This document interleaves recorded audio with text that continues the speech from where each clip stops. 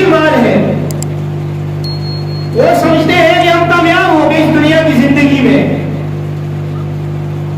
بعض وہ لوگ یہ سمجھتے ہیں جن کے پاس اولاد کثیر، تباہ ہونا عزت اور شرف کا معیار ہے۔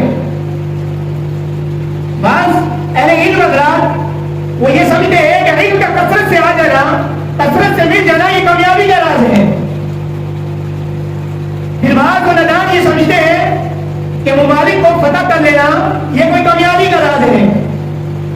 لیکن ہم اس عالم بالا میں غور و فکر کرتے ہیں، تدبر کرتے ہیں، تاریخ کے اوراق پلٹ کر ہم دیکھتے ہیں، لیکن ہمیں تاریخ کے اوراق یہ بتاتے ہیں کہ مال کا کثرت سے آ جانا یہ کوئی کامیابی نہیں ہے۔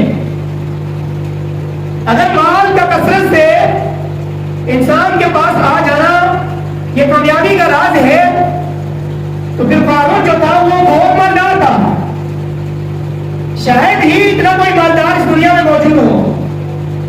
اس کے خزانوں کی چابیاں اٹھانے کے لیے 70 لوگ آیا کرتے تھے، اونٹوں پہ ناپ کر لایا ان کی چابیوں کو لے کے جایا کرتا تھا۔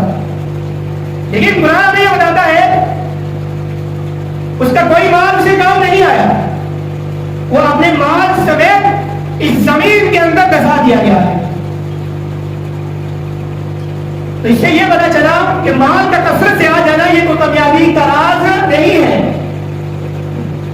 پھر بعض لوگ یہ سمجھتے ہیں علم و فضل کا کثرت سے مل جانا یہ بھی ایک کامیابی کا راز ہے۔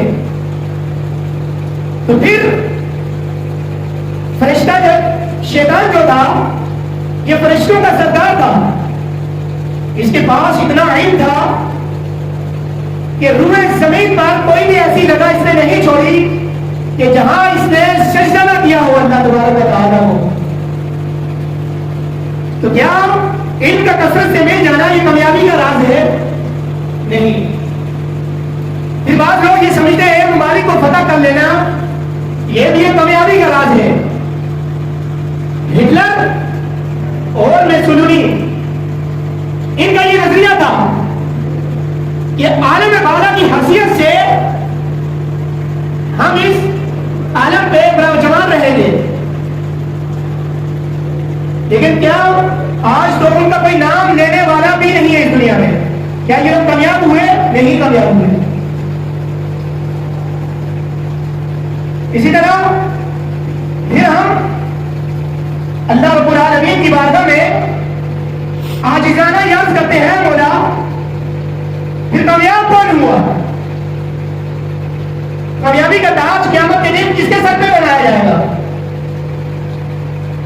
تو اللہ رب العالمین نے قرآن میں یہ بتا دیا جنہوں نے دنیا میں رہ کر اپنے نفس کا تزکیہ کیا ہوگا، جنہوں نے اللہ کا ذکر کیا ہوگا، اور جنہوں نے 5 وقت کی نماز کی پابندی کی ہوگی،